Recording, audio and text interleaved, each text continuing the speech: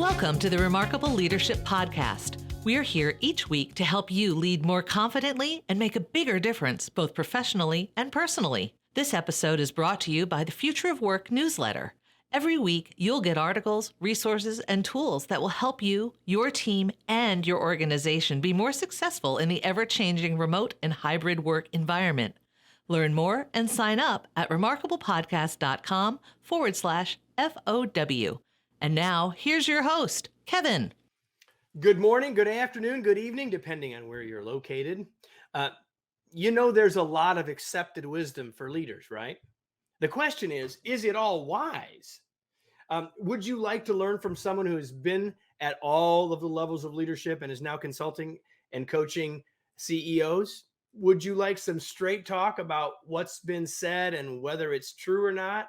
Would you like to be able to separate the wheat from the chaff, the BS from the truth? That's what we're here to do today. Welcome to another live episode of the Remarkable Leadership Podcast. If you are here live, start by saying hello, telling us where you're from. We are so glad that you're here. And while you're here, imagine that you are joining us for a cup of coffee.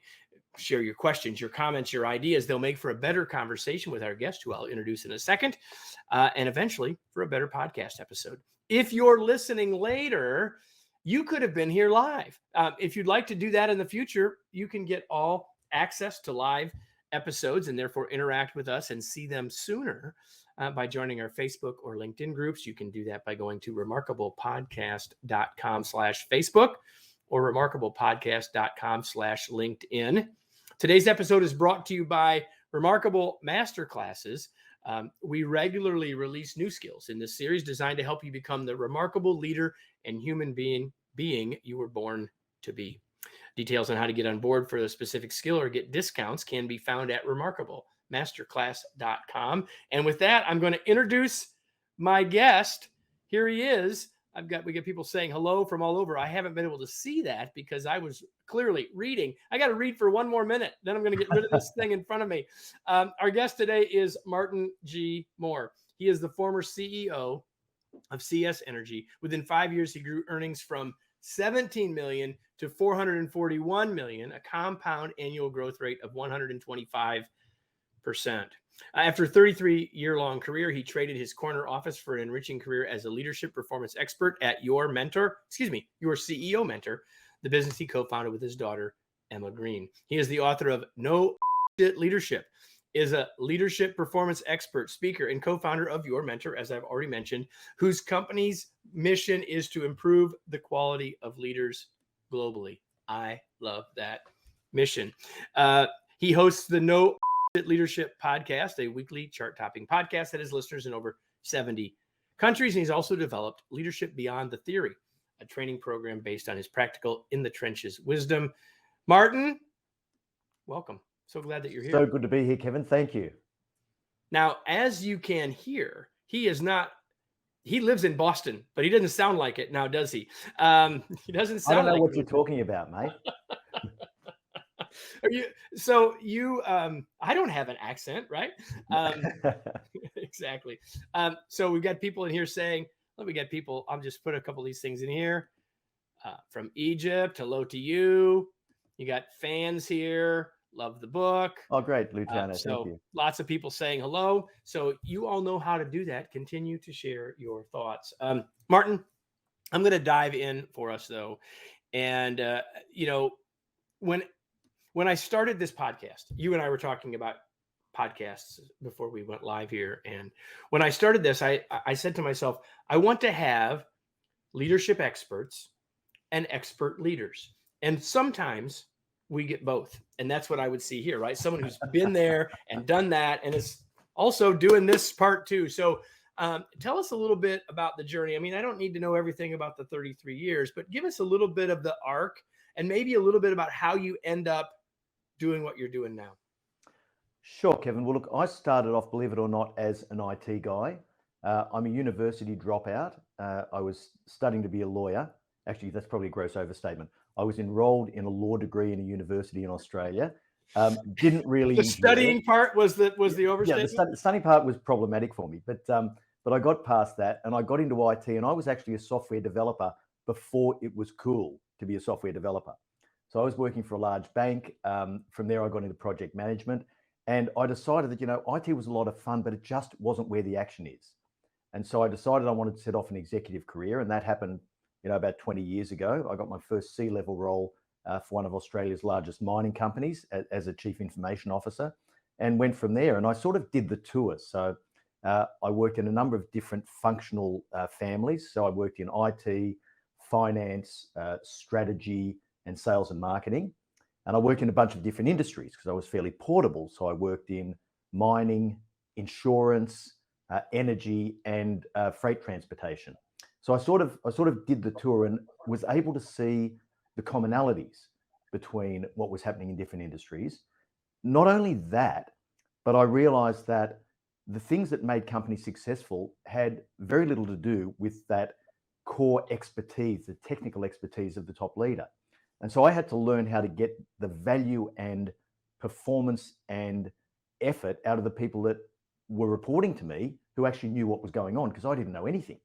I went into insurance for the first time and I didn't know what a combined operating ratio was, and I needed someone to do that for me. So I really learned to get the best out of the people around me. And I think that's what brought me to this place now, where I want to teach people how to get more out of other people.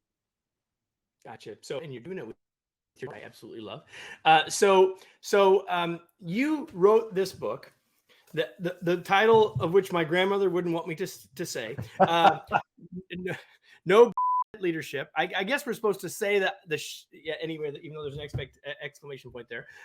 But you say near the beginning of the book that we, the collective we, have lost our way as relates to leadership. What do you mean by that? And maybe why has it happened? But first of all, what do you mean by that? Well, what I mean by that, Kevin, is that leadership is a critical part of being able to achieve organizational outcomes. And we're hearing a whole lot of popular stuff around these days about the fact that perhaps we don't need leaders at all, that we should have autonomous self-managing teams. And look, that's okay. But what I've observed over the years is that we've seemed to disconnect the process and the function of leadership from the need to achieve results. And that's a pretty fundamental link to break, because all of the conversation around leadership is about desirable leadership attributes as opposed to leading for performance. And so I'm a pragmatic guy, and I'm all about, okay, you're there to do a job, you're there to get performance, and you're there to use the resources that your organization makes you the steward of to the best effect you possibly can. And if you don't have that mindset and attitude as a leader, if you're just worried about whether or not other people see you as being humble or transparent, then you're going to miss the boat. Yeah, leadership is about reaching valuable outcomes with and through others, right? So I often say that it's about finding the balance between those two, right? And what you're saying is where we've lost our way is we've gone too much toward the folks and not enough toward the outcomes. And to which I would agree. Why do you think that, from your perspective, why do you think, and that's not just an American phenomenon, that's happened, I think, largely everywhere. Why is that? Well, I think it serves us in a number of ways. I think leadership is incredibly difficult to do well because a lot of the things you have to do really go against the grain of our human nature and our DNA programming. For example, we all want to be liked. We've got an inbuilt drive in our reptilian brain that says we need to have acceptance and affiliation. That's what we shoot for. And so some of the things we do in leadership, by definition, are going to put that under threat. And so a lot of people will avoid and rationalize as opposed to doing what they need to do to get the outcome they should. And so with this avoidance and rationalization, this puts us in a position where to keep our self-esteem and our self-image and to keep that facade that we have when we're in an organizational context, we need to start doing something that I call believing our own. And so we start to believe that these things that we're rationalizing with is actually the truth. And that puts us in a situation where the self-serving leadership stuff that talks about attributes like humility and transparency, and there's nothing wrong with this, don't get me wrong. They're essential elements. But if we focus on that and we identify with and say, yes, I'm a humble person, I'm awesome, that makes me a good leader. But if you ask my people, there's going to be a massive disconnect. Well, or we make the goal, I want to be more humble, but what about the outcome, right? Like it's so there's two problems with that. You've certainly identified one. We start to believe our own, as you said. So I want you, the frame of this book is you're trying to help us get our way back a little bit. And you identified 7 imperatives. And we won't have time to go through all of them. But and I got several I want us to talk about. But why don't you just give us a quick rundown of them and then pick one that you think maybe we need to talk about today? Sure. Okay. Well, at the center of everything is value. So the number one imperative is deliver value. That's why you're there. And when we talk about value, everyone automatically goes to thinking about financial value. And yes, that's important. No organization survives if it's not financially healthy. But value comes in all different shapes and sizes. So for example, if I was running a surgical practice, then value for my business might be better post-operative outcomes for my patients. It can be defined in all sorts of ways. It can be lower risk. It can be better compliance. It can be a safer environment for my employees. It could be a whole range of things. But that's the core of everything. And if you aren't focusing on that first and foremost, you're probably going to get it wrong. And then I have a collection of 4 elements that are basically around you as the leader. What sort of a leader should you be in terms of how you perform and how you view the world? So handle conflict, build resilience, work at the right level, and master ambiguity. So those 4 sort of line up as the fundamental leader's toolkit. And then the last 2 imperatives are all about execution, about getting things done. So it's make great decisions and drive accountability. And that for me is the simplest form, without oversimplifying, the leadership process that is a results-driven leadership process that focuses on value. So I think when people hear that list, they're saying, yep, except for one, which I think needs a little more description. I mean, they all deserve more of our attention for sure. But the one that I want you to say more about that people might not flow off of their tongue and into their mind. What do you mean by working at level or working at the right level? What do you mean by that? Yeah, right. So this is one of the core concepts. Everything else flows around this. As a leader, you're paid to do a job. And often what you'll find is that someone or multiple people in your team aren't doing their job to the standard you need them to do it. Now, our natural reaction is to roll our sleeves up and dive in and overfunction for them and do their job for them to get the result the way we want it. And this serves us in 2 ways, right? The first way is I can hide behind that mantra of I always get the job done, or I wouldn't ask anyone to do that I wouldn't do myself. And all of that sounds like it should be true. It all sounds noble, right? But as long as you're down in someone else's work, doing their work for them, you're disempowering them. You're robbing them of an opportunity to grow. You're not able to see whether or not they have the capacity and capability to grow. And as long as you're doing their job, you're not doing your own. You're paid to do a different job. And so the reason that a lot of people, particularly in middle management, get so overworked and don't have enough hours in the day is because they're doing too much of other people's jobs for them. Now, rather than diving in and rolling the sleeves up and doing someone's work for them, it's much, much harder to stand back as the leader and say, hang on a minute, you're paid to do this job and you're paid to do it to this standard. And if you don't make the choice to do that, then we're going to have some problems. But I need you to step into this space. So a disciplined leader will stand back, will leave a vacuum there that the person who's not performing to standard will either fill or not at their choice. And as long as you are empowering them properly, coaching them, making the objectives clear, protecting them from the vagaries of things that happen inside the organization, if you're protecting their decision-making rights, if you're doing all the things that give them the opportunity to perform in that role and they choose not to do it, well, you've just got to make a different choice. But that, of course, Kevin, is much harder than just doing it yourself. Well, we could spend our whole time on that right there. Sure. I want to say 2 things. One, I want to say is that another reason why that's hard for us to disengage from is because that's why we got promoted. Absolutely. We got promoted because we were super good at it. We were willing to go the extra mile, do the extra work and all that stuff. And so we have to, and that's what got us promoted. That's what got us recognized, all of that stuff. What's what we already know. Like, so there's all sorts of reasons why that is. But the other thing I want to highlight that you said that's so important is you said, to the standard. And I think one of the mistakes that leaders make is they don't make the standard clear enough often. Call it standards, call Oh it yeah. clear expectations, whatever you want to call it. And so I often say it's not in their job description to read your mind. So we've got to make sure that they know what the standard is. That's the first steps toward them actually delivering against it, right? That's absolutely true. Absolutely true. And look, here's a place where rationalization is rife, because we look at our team and we mistakenly believe that the quality of our team is set by our best performer. We look at that and we go, wow, what a great team. Look at that. That's my best performer. And we look at our worst performer and go, well, Marty's a nice guy. He's an exception, right? He's an exception. So we'll just let him go.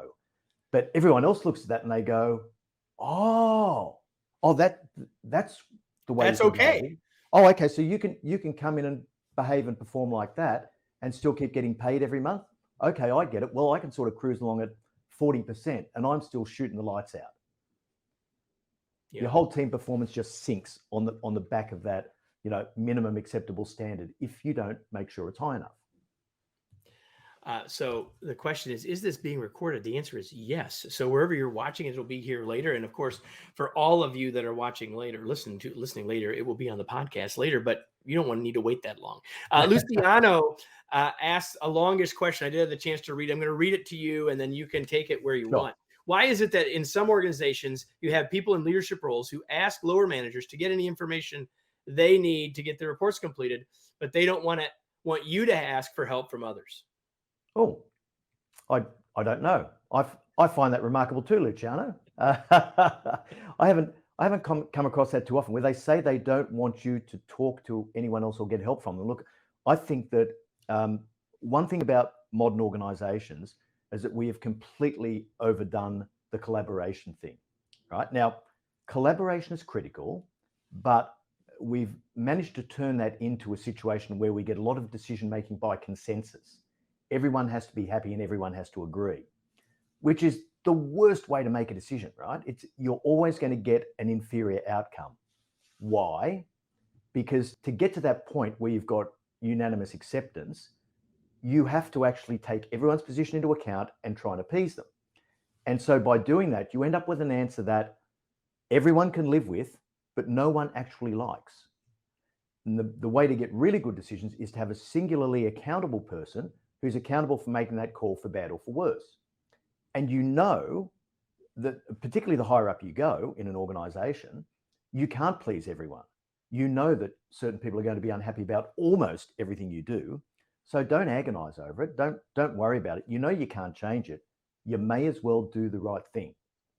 Now, if, Luciano, what you asked is sort of a wave to the fact that perhaps they're looking for you to take accountability for doing things rather than getting involved in that loop, well, that might be a good thing. I'm being very generous here with their intent. I don't know what their intent is, but if that was their intent, that would be, something that you'd say, okay, well, I see what they're getting at.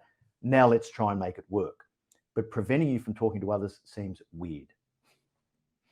Gotcha. Hey, we've got a guest, or excuse me, we got someone here asking a question that I wanted to get to accountability. I'm going to ask it slightly differently, but I'll just go there now. So the way that I wanted you to talk about accountability is, what's the common BS that we hear about accountability? Let's start there, and then let's get to the truth. Well, we hear that everyone needs a say. Everyone has to be able to input into a decision. Everyone has a right to have their voice heard. And that's complete rubbish, right? It's just not true. There are some people that should be consulted in every decision that you make that's material, because you need the input. Like, you only have one perspective from where you sit. And even though you might hold this single point accountability, and I describe this as, you would know, Kevin, one head to pat, one ass to kick, they both belong to the same person. That's it, right? That's the only way you can actually get execution done well in an organization. And that accountable person has to exercise their judgment. They have to be able to say, okay, I know an opinion from the legal team on this. I need an opinion from our marketing specialist who understands this client well. I need an opinion from X, Y, and Z. But you might be feeding in 3 or 4 opinions, not 30 or 40, because once you end up in that management by committee process, you've lost already. And one of my big things about decision making, as you'd know, is speed over accuracy. Speed over accuracy, such a critical concept. And you can't get speed if you're trying to appease everyone. It will just degenerate into just a long process you no longer control because you're waiting for everyone to get on board. I can't leave this one because I love it. I'm going to get to Joe's comment and a question in a second, but if you want to please everyone, go sell ice cream. I promise you that will please me. So Joe asks, oops, I'll get to Vivian in a second. Joe asked, so do we speak up when we hear this? Well, he even spelled it right. Look at that. That's he did too. Joe, that's a great question. And it is, I think, really important that you realize you've still got to live within the organizational culture. Now, I was always very outspoken as, a senior leader and an executive before I got to the point where I was a chief executive. I could run my race a little more. But on the way up there were sometimes I knew I was doing myself a disservice by speaking out because a lot of people don't want to hear that. It's like the emperor's new clothes. They're walking around naked, but they don't want anyone to tell them they are. So you've got to be a little bit circumspect about this and a little bit cautious if it's a place you still want to work in. And what I would do would be to pick out certain elements. So calling people out on their more about saying, okay, I'm not sure that that's true. And there's a way to communicate this that is both non-threatening and non-aggressive that can actually get your point across. Now, when it comes to accountability, if you can see diffused accountabilities where everyone's just lining up to offer their opinion and some people are trying to wield a power of veto or whatever happens, then the appropriate thing might be to say, okay, I think I understand who's accountable for this, or I'm not sure who's accountable for this, but this is a time critical decision. And if we can't get ourselves disciplined to make this in this sort of time frame, well, here are the outcomes. Here's what's going to suffer. And here's the sorts of things that we'll be doing to make the organization either less efficient or sub-optimized or to destroy value. Now, those two words, destroy value, which, I mean, in financial terms, people know what that means. It's a non-positive net present value will destroy value for the organization. And so when you use those terms, people's ears prick up. So there's ways to bring these concepts in without actually saying, you are so full of which doesn't win you any friends, right? And there's a difference between being clear and being blunt, right? Like that's right. And it's I think another way I would answer Joe's question is sometimes you got to pick your spots. Oh, right? Completely. I mean, that's just saying what you said in a slightly different way. Vivian asks a question which got popped up there briefly. It's an interesting question. How do you integrate empathy into your no leadership approach? Vivian, you have actually just got my punchline ready for me. Thank you very much for that. It's a brilliant segue. You can't be a no leader without extreme empathy. And when I say extreme empathy, I believe that there is no such thing as having too much empathy. The reason for that is that empathy is basically your ability to see the world through other people's eyes, to understand their position, and to see how they view a situation. That is probably the most valuable thing that you can possess as a leader. And you will be a much better negotiator if you have higher empathy. You'll be a much better leader if you have high empathy. You'll be a much better employee who has to front to a board meeting if you have empathy and you can see things from other people's perspective. Where we tend to go wrong, and this is the classic these days, it's part of the we believe, is that we mistake empathy for sympathy. Sympathy is not good. Sympathy gives you poor results every single time because not only do you understand another person's position, but you then intuitively morph that into a feeling that identifies with them and feels sorry for them. And you want to compensate for that. And so you start making concessions for them, you lower the standards, you give them a holiday on their behavior or their performance, and you always end up in a worse position because this is the standard that other people see you set. And so once you let sympathy drag you into someone's hole with them, you've lost. If you can maintain empathy, it's fantastic. So what I say is empathy, when it's coupled with leadership strength, is incredibly powerful. It's like rocket fuel. But empathy, when it's paired with leadership weakness, is disastrous. So I hope that sort of clarifies. But I think there's no such thing as too much empathy. The more you've got, the better you're going to be able to identify and lead, as long as you have the strength to do the things you need to do. Thank you for that, Martin. One of the things that one of the hottest topics right now, one of the things that will guarantee people will listen to your podcast is if you put the R word in there, and it's not remote, although that one would be apply too. Yeah. It's this word resilience. So talk a little bit about what is your advice for us about building or maintaining our resilience, specifically as a leader? Yeah, well, Kevin, look, in my view, it's probably one of the easier leadership foundational elements to build, because you don't have any shortage of opportunities. When it comes to conflict, you don't have to wait for a chance. You don't. No. You can avoid conflict situations a lot as a leader by making choices not to step into certain situations. But with resilience, adversity comes at us all the time in the form of whether it's disappointments, setbacks, obstacles, things that have to be cleared, events outside of our control. They come at us, and being able to develop your resilience is a combination of stepping into the situation willingly, as you would with any sort of conflict, taking accountability for it, but then also being able to sort out the different components of any sort of crisis situation so that you can see what's important and what's not. And if you can actually scope down the problem to something much smaller than our initial reaction, where fight or flight mechanism is triggered and we just start panicking about it and the sky's falling, there are a number of tools you can use that make it much easier to deal with those situations. So in my book, for example, I go through a set of questions that you can ask, which just give you a better perspective on any situation. So something happens and automatically we go to the worst case scenario and we fear it and we worry about it and we think about all the ramifications, but we don't do it clearly. We don't do it analytically. We just tend to react emotionally. And so it's stopping that emotional reaction and saying, okay, how big a deal is this going to be in a week's time? And you can pick your time frame on that. How big a deal is this going to be next month? Today, the sky's falling, but in 48 hours, the sky's going to be blue, the birds are singing, and the sun's shining again. And we know that that's the way it goes because it happens over and over and over again to us. Hey, you're talking about my morning. Exactly. So we know that's going to happen, right? And other questions like, okay, so what's now that the event's over, what is it that we have left to worry about? Like, it's done, we can't change that. So what's left to worry about? Is there anything we need to, do now to shore up the situation to make sure there's no further damage? Okay, well, once that's done, how material is the financial impact? Is it material to our P&L? Will it be declared in our end of year accounts? Like, for most organizations, $1 million is a rounding error.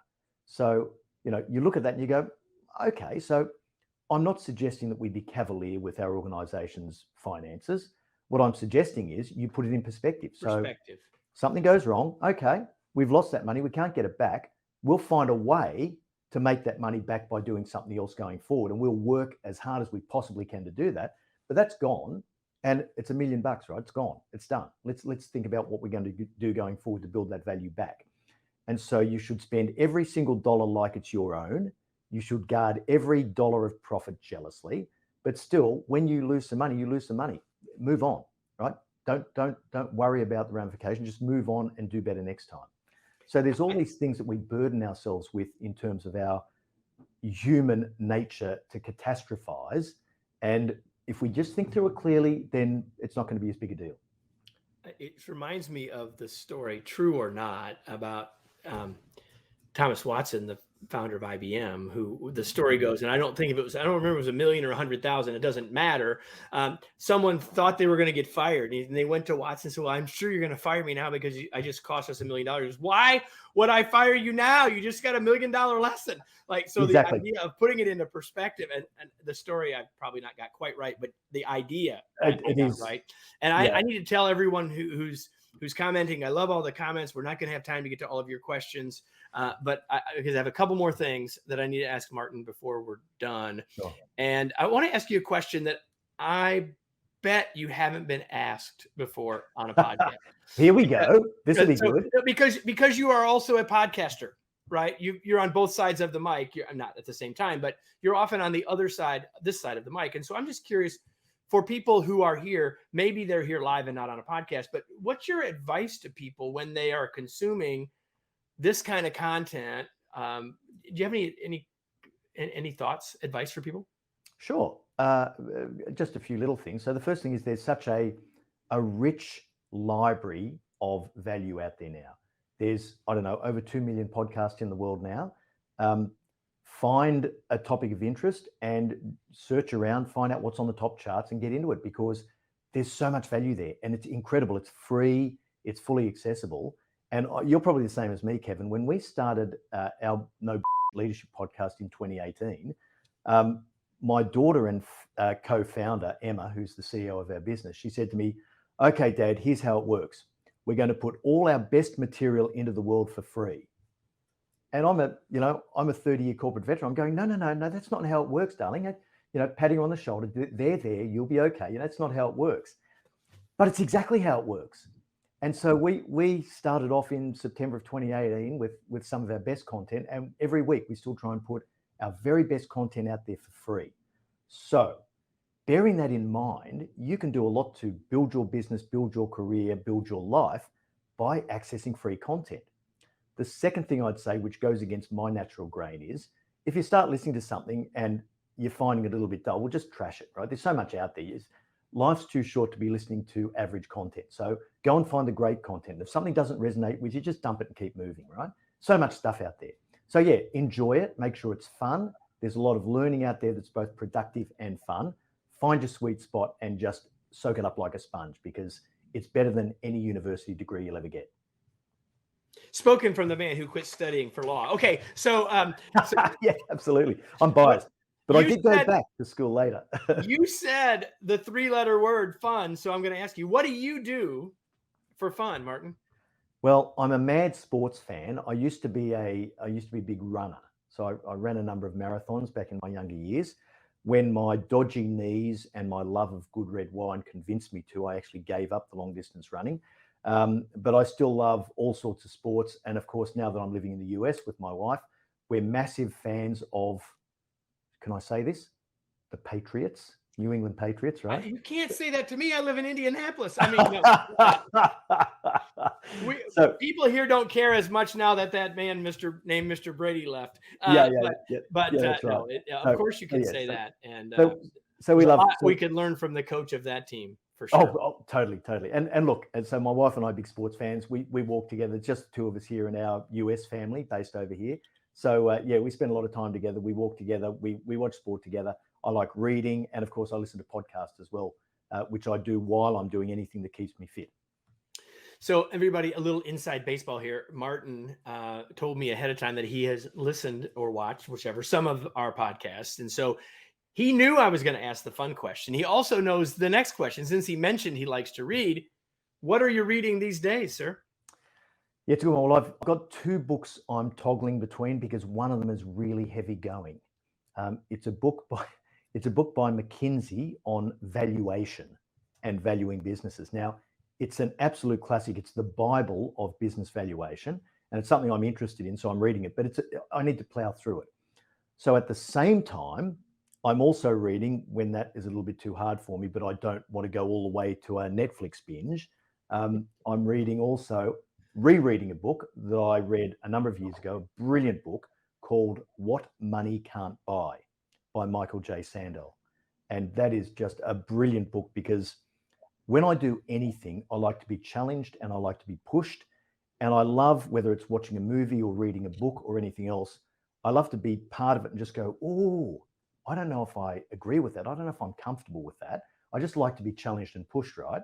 And that book really pushes me, because I'm a markets guy, right? Let the free market do its work.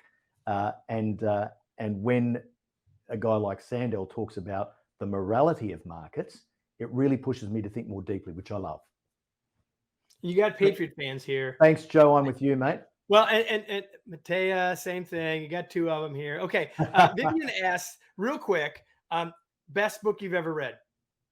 Oh, that's a tough one. There's so many great books. I love Malcolm Gladwell as an author.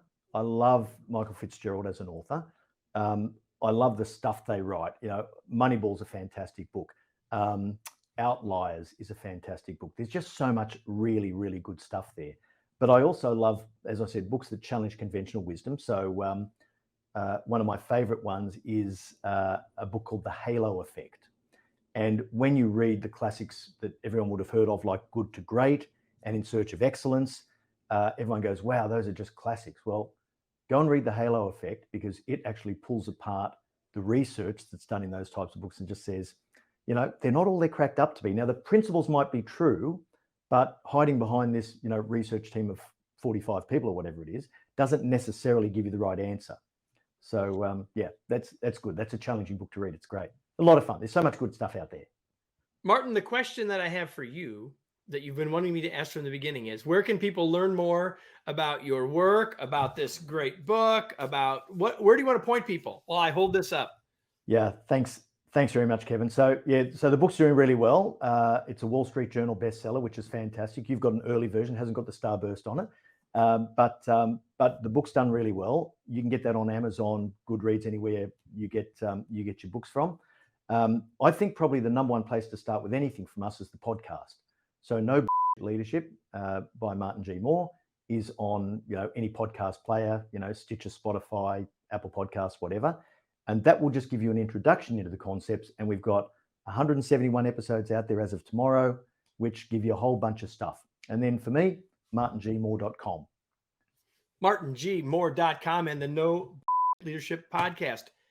And many of you are listening to a podcast, so you finish this one, just pop over there. Now I have a question for all of you before we leave. The question is not for Martin, but for everyone else. And the question is, now what? What are you going to do with this? What action are you going to take as a result? Maybe you want to take some of those very specific ideas around being more resilient. Maybe you need to think differently about accountability. Maybe you want to make a different choice about how you make decisions. Those are just three of many of the nuggets that we took from this day, but none of it matters if you just absorb and root for the Patriots and do nothing else. Like, you've got to take some action. So everybody, listen, it's a pleasure. First of all, Martin, it was a pleasure to have you. Thank you, such Kevin. a pleasure. Such a good time to visit with you and to learn with and from you. And so everybody, you want to go watch and listen to Martin's podcast, but also if you love this and you can scroll down in your app and find another episode that you didn't listen to, or you can go to remarkablepodcast.com to find any of over 300 episodes. We'd love to have you do that. And I can promise you one thing, we'll be back next week with another episode of the Remarkable Leadership Podcast. Thanks, everybody.